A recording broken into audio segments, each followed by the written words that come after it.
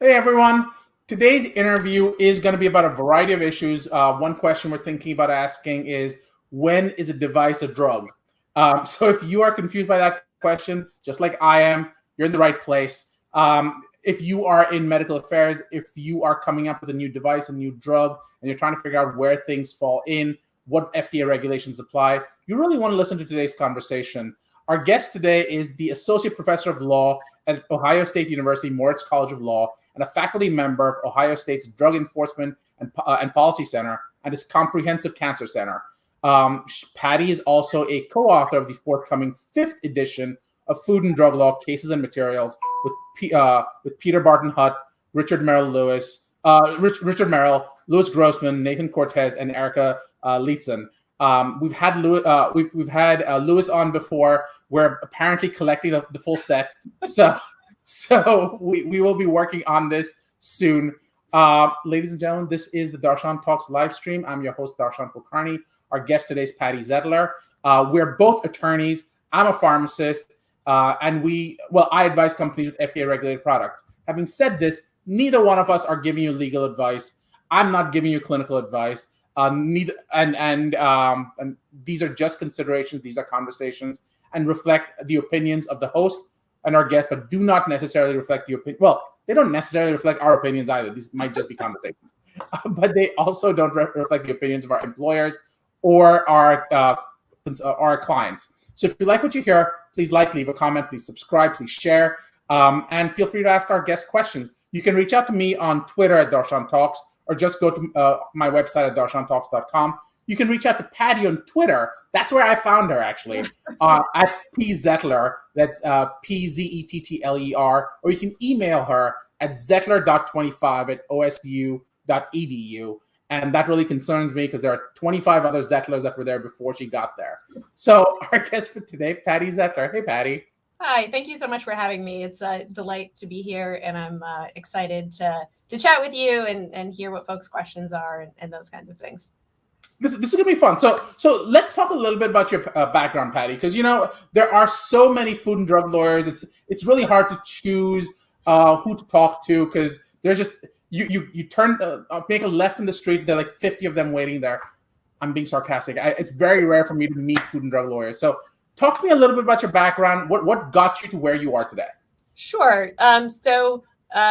What feels like a very long time ago, before I went to law school, I was an undergrad. I was a psychology major, thought I was going to go to psychology graduate school, but just wasn't ready to do that out of undergrad. And I ended up taking a research assistant position at the University of California, San Francisco, at their medical school, in what was then called the Program in Medical Ethics. And through that work, I met attorneys doing work at the intersection of law and science, and got interested in questions of how we regulate science and medicine and biomedical technologies. So I ended up going to law school and was lucky enough to have a summer internship in OCC in the Office of the Chief Counsel at FDA, and started my career there. And now obviously I'm doing academic work, but really it was that, I went to law school interested in the regulation of biomedical technologies and medicine. And so FDA was, and FDA law and policy are a perfect fit for those interests. So I didn't realize that you actually worked in the Office of Chief Counsel. So let's ask the question that every food and drug lawyer goes, wait, what exactly do you guys do up there? Because it feels like it feels like being called into the principal's office when you get something from OCC, or you hear about OCC dealing with the situation you're involved in. So talk to me a little bit about that. Well, so I guess I should be clear, since we were already clear that we're not speaking for our current employers, nor am I speaking for my past employers. Right. Right. But, in general, right, the Office of the Chief Counsel is general counsel for the agency. So they're the folks that are giving legal advice to the agency. You can see on FDA's website, there's a description a little bit of how the office works. There are folks who focus on litigation. That can be civil or criminal litigation. And on the civil side, it might be defense or, plaintiff side. And then there are a bunch of attorneys that work as counselors for the different product areas under FDA jurisdiction. So I was a drugs counselor And I like to say to my students, at least when I talk to them about what careers in agencies can be like and what careers at FDA can be like, that it's really an interesting place to have to start a legal career, to work, because it's an opportunity to think creatively, to solve legal problems, to help the agency accomplish its public health mission. So that is such a political answer. Reframing your question a little bit. I love it though. That's awesome. So what I hear you telling me is that you're often guided by this issue of how do you position the agency and give the advice that sets them up to be consistent. The issue for me that I think is currently of major interest to the FDA is off-label use. And as you know, the FDA has been dealing with this issue for several years at this point. And they've been struggling with what to do with off-label use. Were you at all in the past, and you don't speak for the agency anymore, or anymore, were you involved in that situation at all? I did do work related to off-label promotion, and I have, as an academic, written about off-label promotion issues with respect to FDA. I think as we talked about a little bit before we went live, I've also thought a little bit about as an academic, some of the ethical issues around off-label use. And in particular, most recently, with respect to off-label use of COVID-19 vaccines, with a couple of colleagues, Govind Prasad at Denver University and Holly Fernandez-Lynch at UPenn. So let's speak a little bit about that. The idea with off-label use of the COVID-19 vaccine, first of all, it's based on mRNA technology, which by definition would suggest that it is very receptor specific. So talk to me a little bit about what are the proposed off-label uses for that? Well, so, there's the Pfizer vaccine, and I was teaching most of yesterday. So I think Moderna's vaccine is fully approved now too. Is that correct, for 18 and up? I believe it is fully approved, but you know what? We haven't looked into it. Don't quote either one of us on it. Right. So, So we have at least one, maybe two, maybe someone who's listening can fact check for us, vaccines that have, full approval under a BLA. So they're no longer only under an emergency use authorization. And so if we just sort of think about the general default background position, generally, right, if a product is approved, then we say, healthcare professionals, physicians have the discretion to decide that it's in a particular patient's best interest to prescribe the product off-label. And this is true even for many vaccines.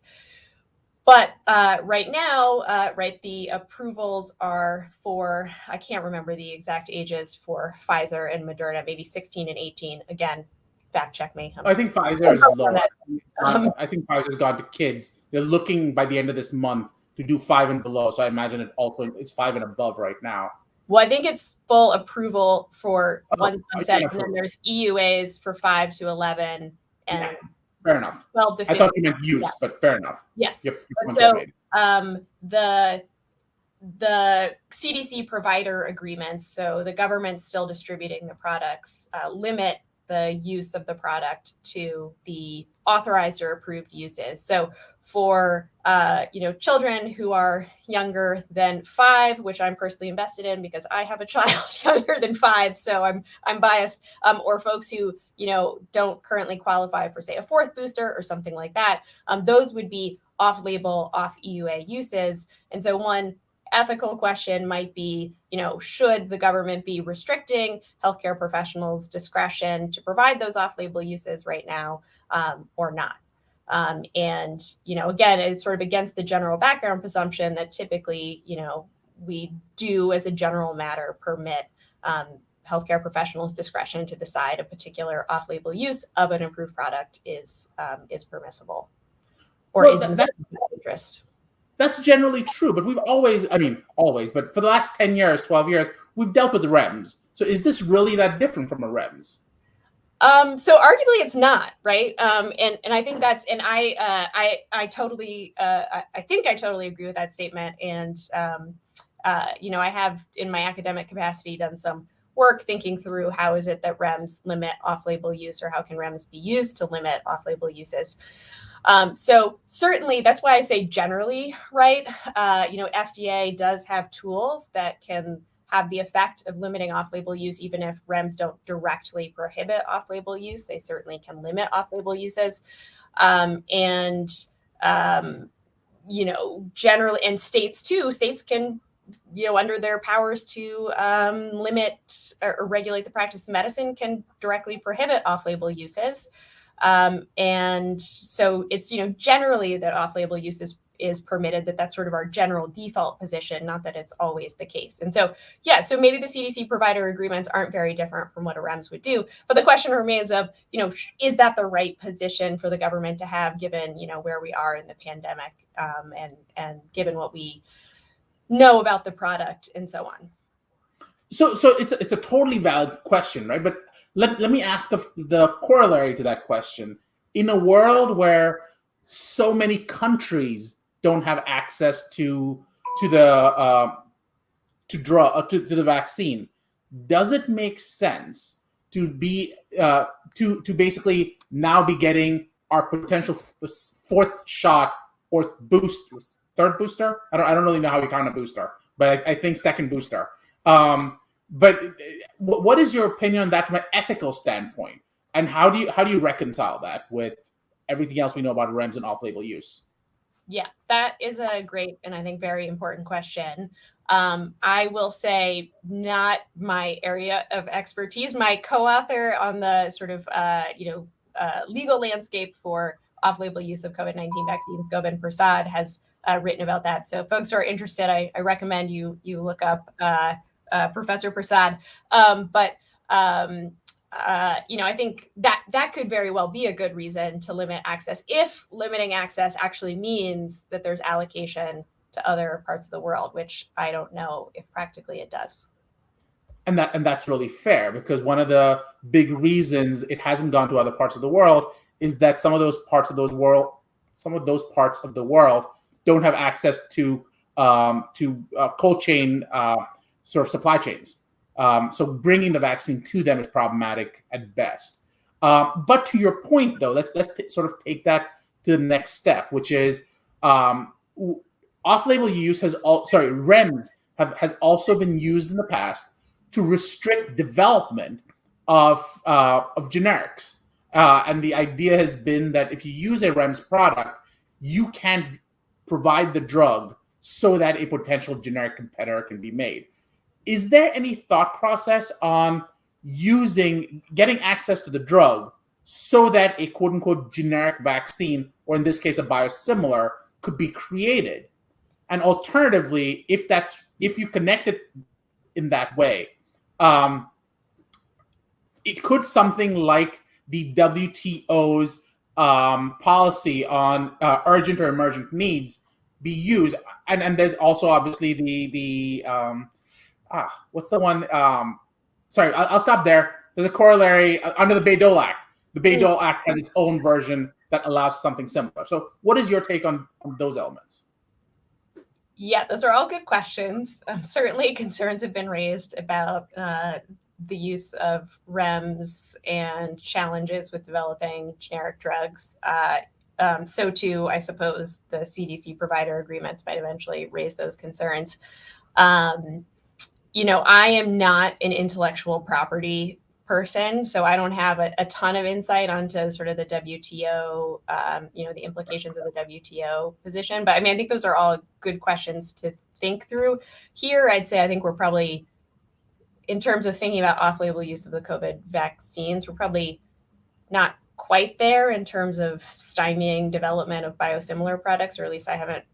My intuition, my non-expert intuition, is I haven't heard, of that happening. But I'd be curious to hear your perspective, or folks in the audience what they think about the biosimilar development. Well, I'll give you my perspective on it. I think it's easy. First of all, I have the easy job in this conversation, right? I get to ask questions and ask really smart people questions, and then when they turn around and go, "What's your take?" I'm like, "Crap, should have thought of that." But I don't think I had an opinion developed, but let's develop one as we speak.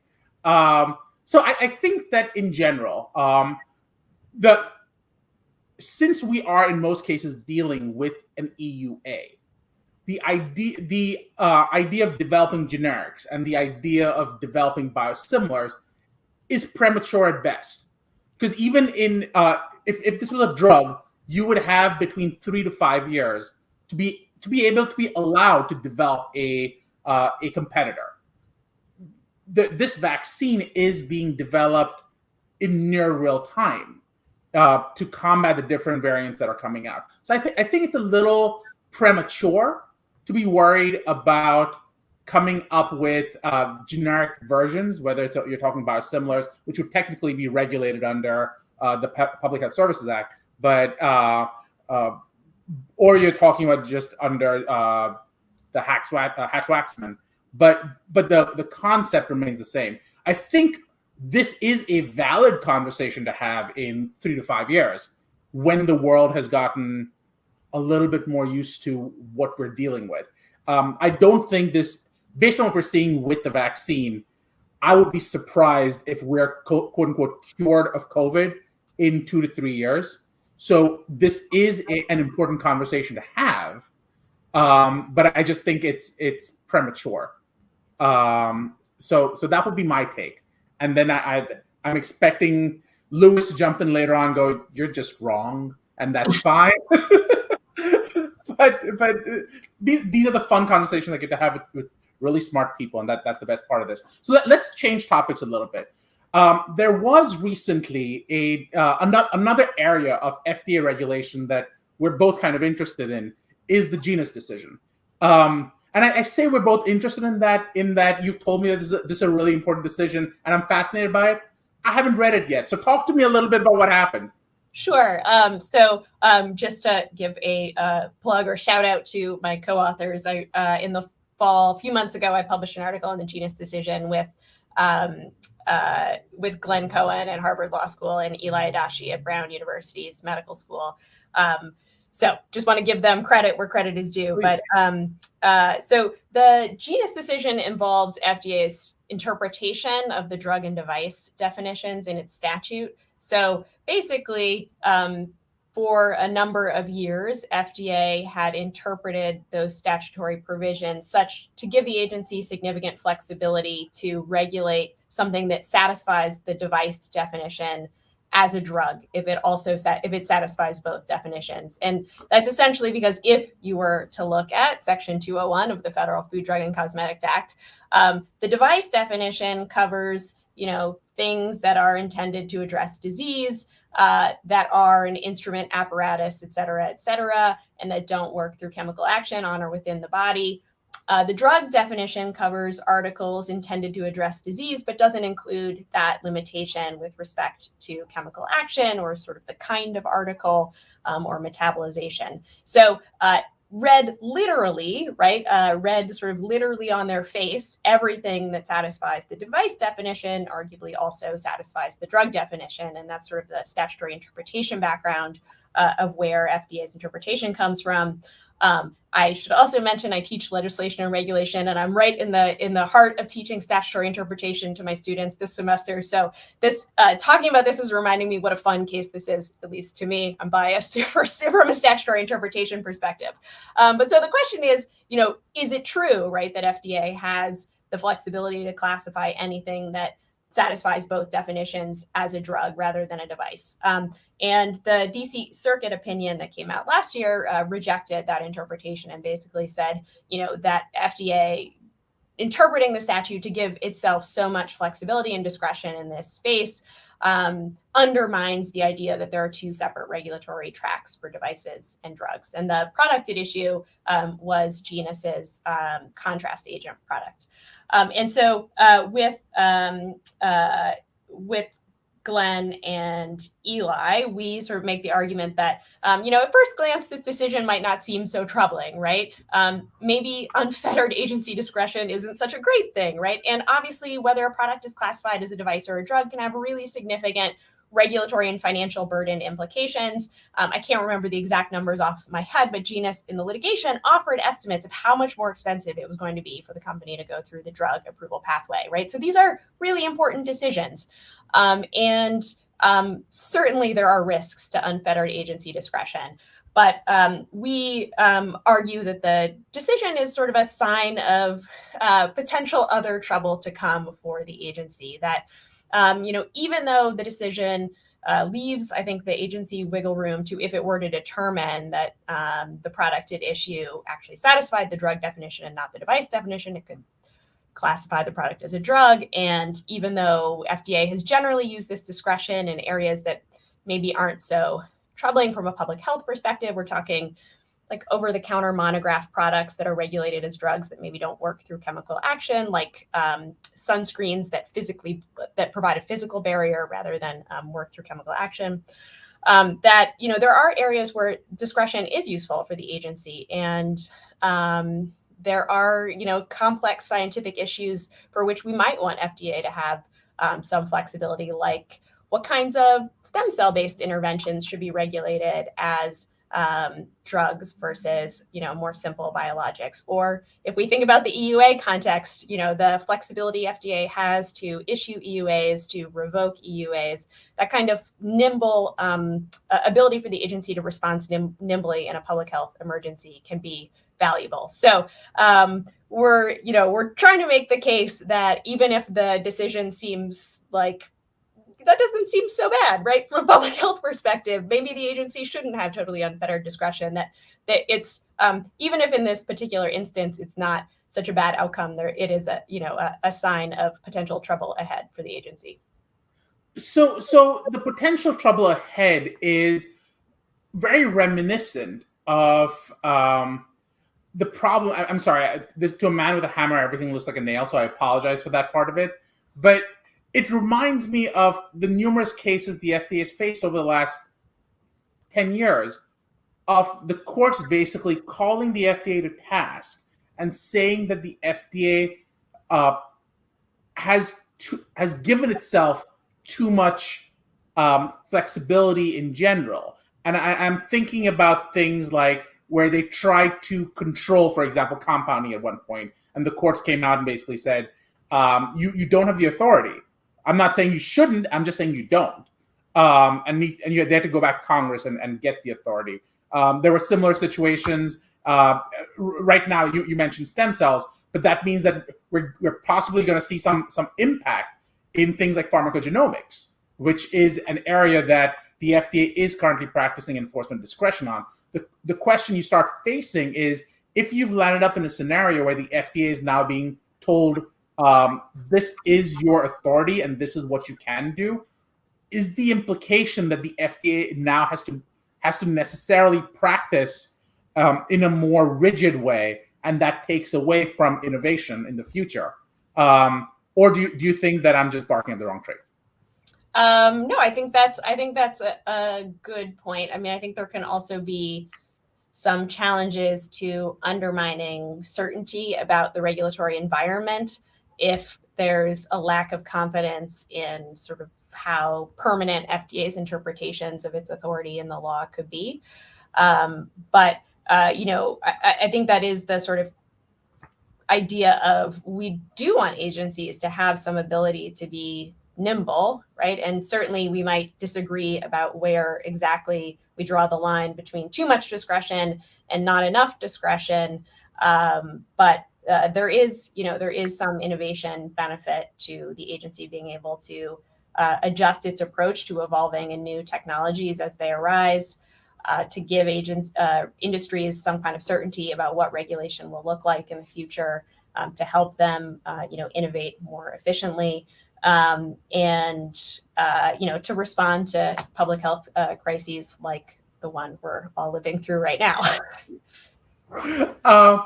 Patti, we can keep doing this because you're such a fascinating conversationalist. This was so much fun for me. But as I mentioned, we do need to wrap up a little bit. So a couple of questions for you. First of all, what's the best way for people to reach you? So I think you mentioned at the beginning, my Twitter handle is @PZettler. And my email is zettler.25@osu.edu. And I'm responsive, generally on both. So happy to hear from folks in either place. Awesome. Second question, what would you like to ask the audience? I would love to know what people think about the Juris decision. I think, my suspicion is that not everyone will share mine and my co-author's perspective about being worried about the decision. And as my general position is hearing criticisms of my positions always helps me sharpen my thinking and be a better thinker. So I'd love to hear from folks about what they think. And when we're done, I'll tweet out the article I mentioned so people can have it. That sounds excellent. Just out of curiosity, what has been the feedback? What is the criticism you've faced so far? Well, we have not. I don't think we've actually. I'd have to go back and search the right emails. We did get a couple of emails right after the article came out, but one of my kids had COVID at the time, so I'm not remembering very clearly what those emails said.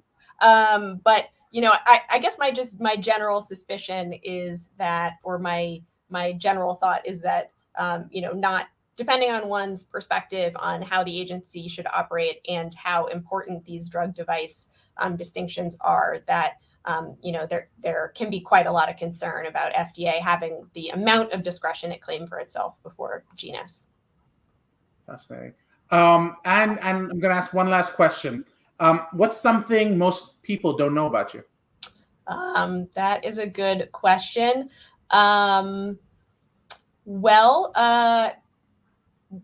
I guess one thing people don't know about me is I actually grew up in the Columbus area. So I recently returned to Ohio State 2.5 years ago. I left when I was 18, thought I would never come back. And here I am. I'm back. So I'm sure they're really happy to have you back. So welcome back home, I guess. Yeah. Again, this was amazing, Patti. Thank you so much for coming on. Can't wait to have you back on again if you're open to it. This was an absolute pleasure. Any parting words? Well, no, just thank you. This was really fun to chat, and thanks for the audience for tuning in. And I'd be delighted to chat again sometime soon. Awesome.